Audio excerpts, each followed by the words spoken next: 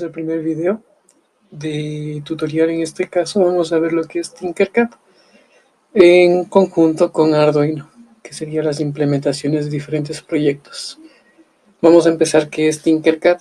Tinkercad es una aplicación de Autodesk gratuita y fácil de usar.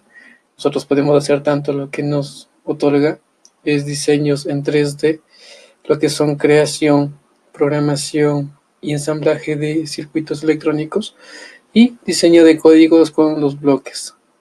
Es muy importante destacar que esta es una herramienta gratuita, que no es necesario descargar nada, únicamente con un navegador directamente podemos nosotros ingresar a esta aplicación o a estos elementos que nosotros contamos.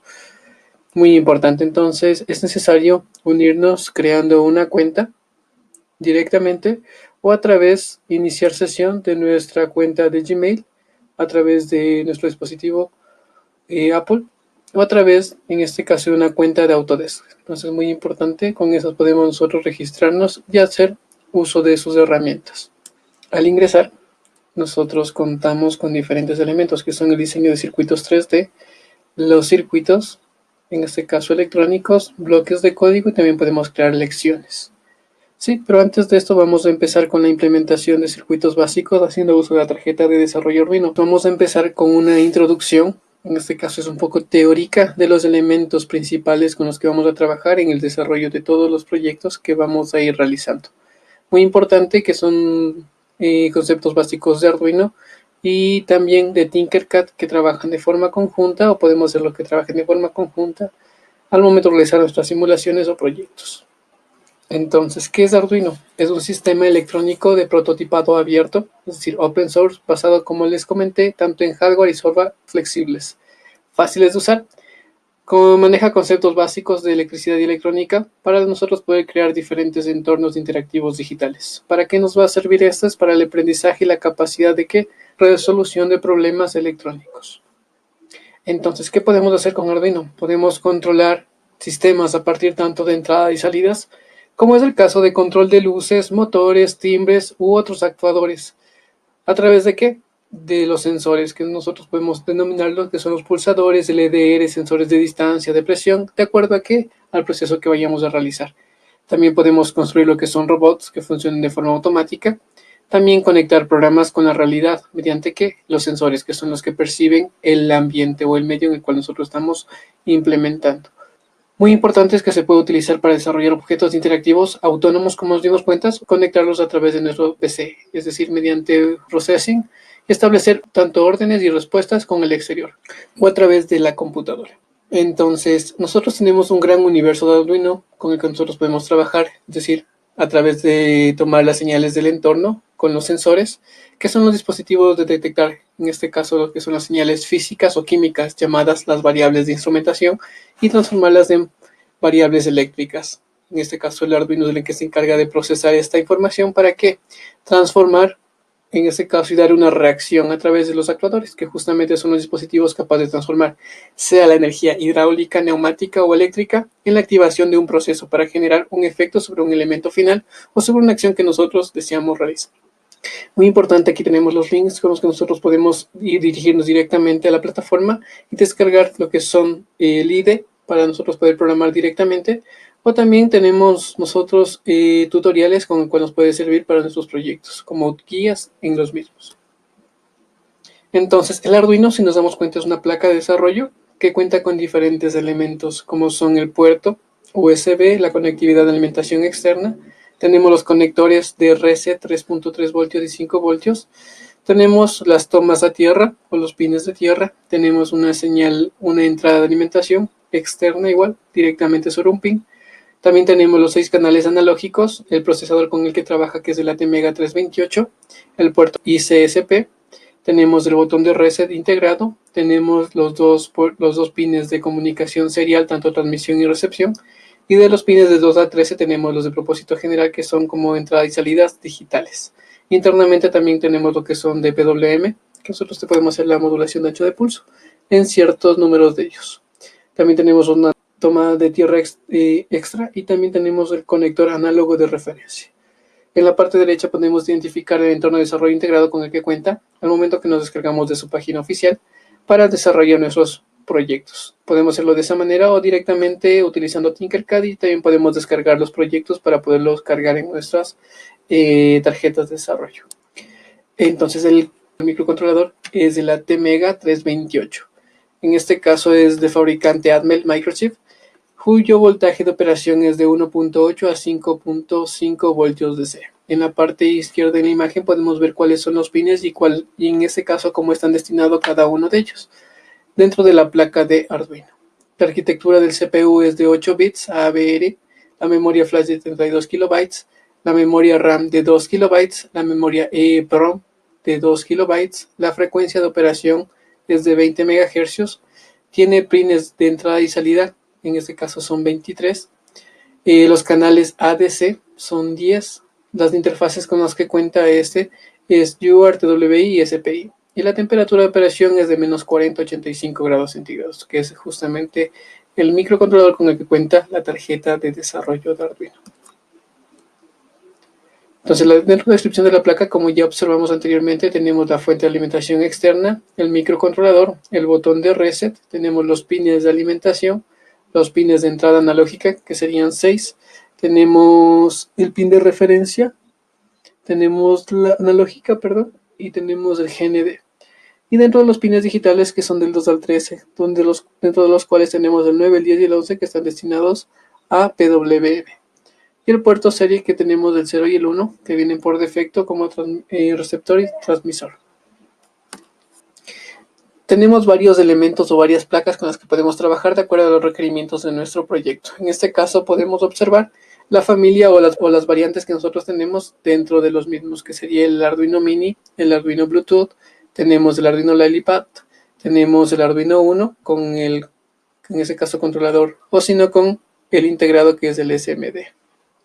Igual tenemos varias variantes aquí también, que es justamente el uso del ESP8266, que ya viene integrado con un módulo Wi-Fi para hacer la parte de lo que es IoT. Dentro de las señales que nosotros vamos a manejar, tenemos lo que son las análogas o las analógicas y digitales.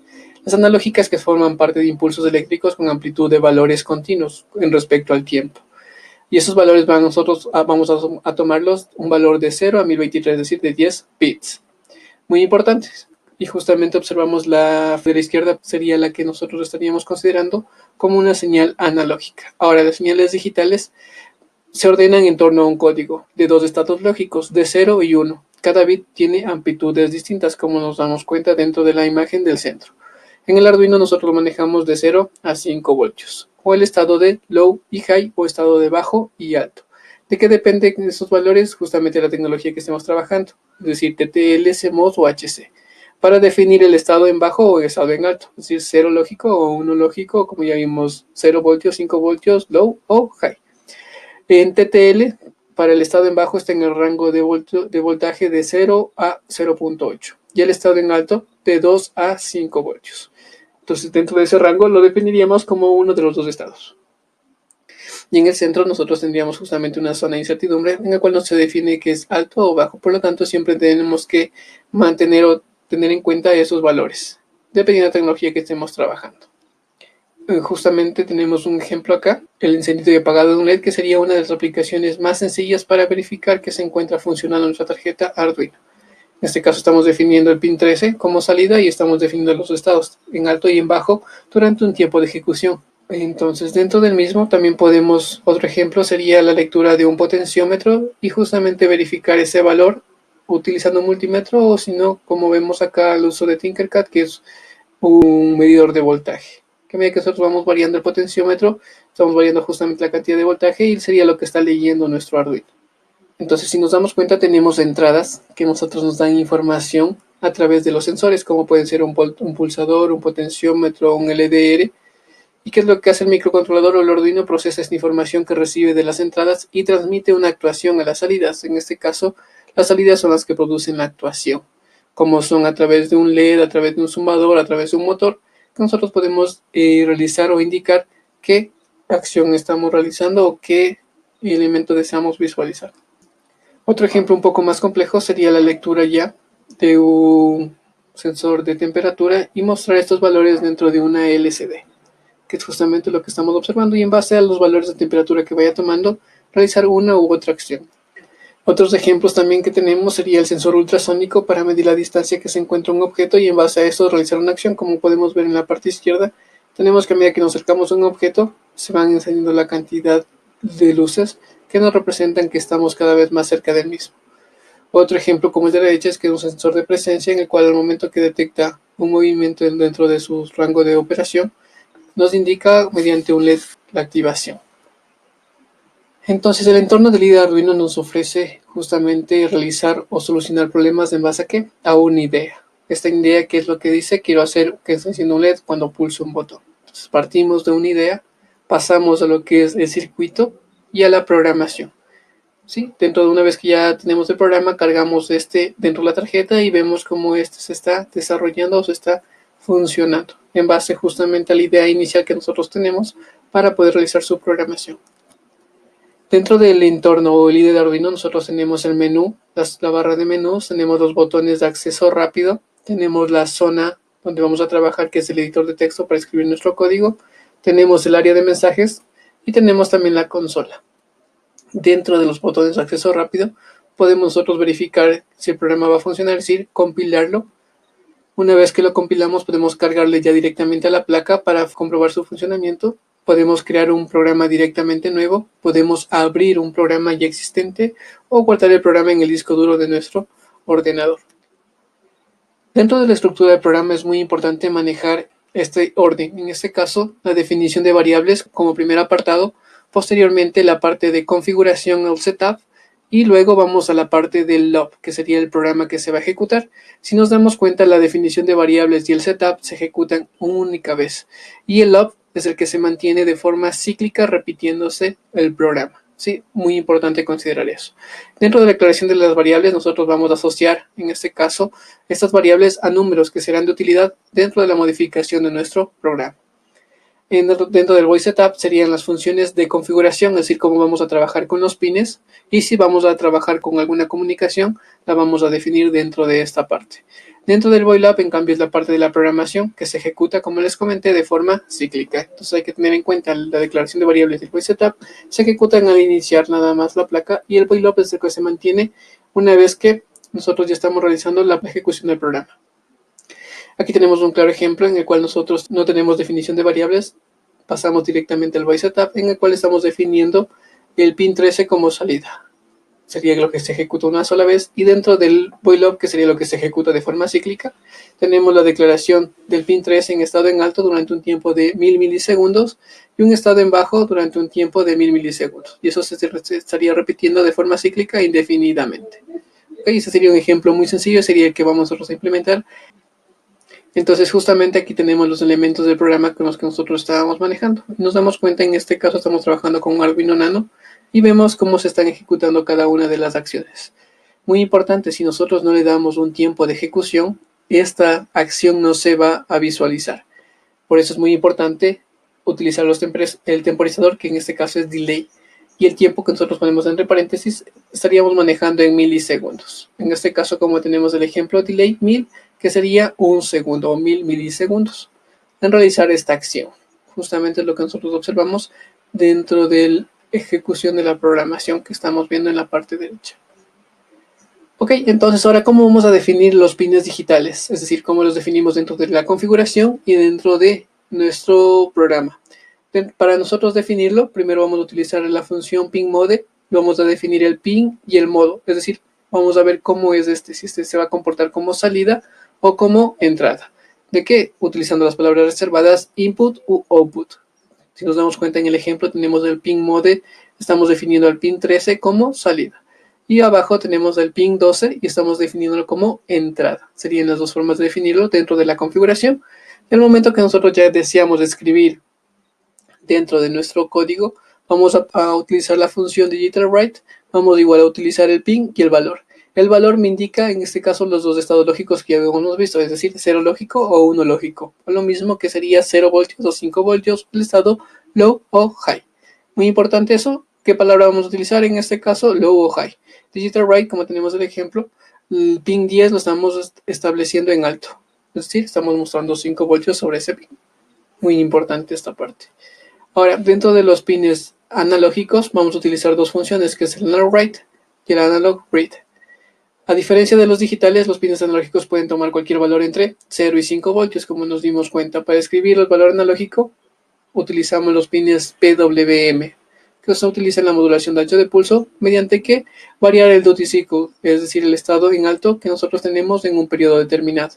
Este se maneja de forma porcentual o sino un valor de 0 a 255, que sería los 8 bits que maneja esta parte de acá. Ahora, para nosotros realizar la lectura vamos a utilizar el comando analog read, mediante que los 6 pines que nosotros teníamos destinados a la lectura análoga. En este caso que tenemos que definir entre paréntesis el pin en el cual nosotros estamos conectando o vamos a realizar la lectura. Y estos mandarlos a una variable que nosotros podemos compararla posterior para poder realizar una acción en un rango determinado o una función cuando lleguemos a un punto en específico. Muy importante esa parte. Y el ejemplo del, en este caso, de escritura sobre los pines PWM sería en este caso el analog write. En el pin 11 estamos definiendo un valor de 128. Si nos damos cuenta era de 0 a 255, el 128 me estaría entregando en realidad 2.5 voltios a la salida o el 50% del duty cycle. Dentro de los elementos del programa muy importantes, nosotros también contamos con la función serial. Entonces, posee un puerto para la comunicación con la computadora u otro dispositivo. Tenemos los pines de transmisión y recepción. Muy importante, tenemos que poner el serial.begin. Establecemos nosotros la velocidad de comunicación en baudios. O más bien es un número que representa la cantidad de símbolos por segundo que nosotros podemos transmitir por un medio digital. Cada símbolo puede estar comprendido por uno o más bits. ¿De qué va a depender esto? Del esquema de modulación con el que nosotros estemos utilizando. Por lo tanto, cuanto más grande es este valor, mucho mayor cantidad de bits pasarán. Justamente lo que tenemos ahí en la incógnita que nos dejan. Cuanto más grande sea el valor, más bits por segundo pasarán por el cable. Pues sí, mayor cantidad de datos pasaremos por ahí. Como el ejemplo que tenemos sería el punto begin 9600. Las constantes que nosotros tenemos dentro de la programación, es decir, que son palabras reservadas, son las que nosotros vamos a definir a continuación. La primera es de true o false, que son constantes booleanas, que me sirve en este caso para indicar como 0 o como 1. False como 0 y true como 1. Es decir, esto vamos a trabajar dentro de la función if. Si una variable es igual a true, entonces se ejecuta esta acción. Es decir, cuando b tome verdadero, va a realizar esa acción. La siguiente sería high y low, que son constantes de niveles. Nosotros ya hemos visto que se leen o se escriben los pines digitales con estos dos. El input y output, que son para definir en este caso de dos pines, igual, ¿dentro de dónde? Dentro de la configuración. Entonces es para definir el pin digital, por lo tanto también son palabras reservadas. Dentro de los elementos importantes del programa, nosotros contamos con las llaves que son para definir tanto la parte de los void setup y void loop, y dentro de las instrucciones para las funciones sea if, while, do while, for, etc. Igual el punto y coma, cada una de las líneas tiene que ir finalizada con punto y coma, ¿sí? Muy importante tomar en cuenta eso dentro de la programación. Generar un bloque de comentarios, podemos utilizar el slash y el asterisco y terminar con asterisco slash. Con eso tenemos un bloque comentado y comentarios de una sola línea con doble slash. Algo muy importante dentro de los elementos del programa son los operadores con los que nosotros contamos, que nos sirven para reducir código y poder realizar de forma más fácil y sencilla la implementación de los códigos que vamos a realizar. En este caso tenemos operadores de comparación, es decir, el doble igual para definir si algo es igual, el signo de admiración igual, en este caso me indica que es distinto, lo que ya hemos trabajado menor o mayor, indica si es que un valor es menor o menor igual, mayor igual, únicamente vinculando el valor con el que estamos trabajando. Luego tenemos los operadores aritméticos, que en este caso el igual un solo igual es la asignación, más es la adición, el guión que es de sustracción o resta, el asterisco que en este caso representa la multiplicación, el slash división y el porcentaje que es el mod, que es me entrega el resto de la división. Tenemos operadores compuestos, que es en cambio el más para incrementar en 1, menos decrementar en 1, más igual la adición compuesta, menos igual la sustracción compuesta del valor de b a a, sea para suma o sea para resta. Y los operadores booleanos, en este caso, que es el signo de admiración para la negación, el doble ampersand que sería para el i lógico y la doble barra que sería para el o lógico. ¿Sí? Entonces con el i tienen que cumplirse las dos condiciones, con el o basta que se cumpla una.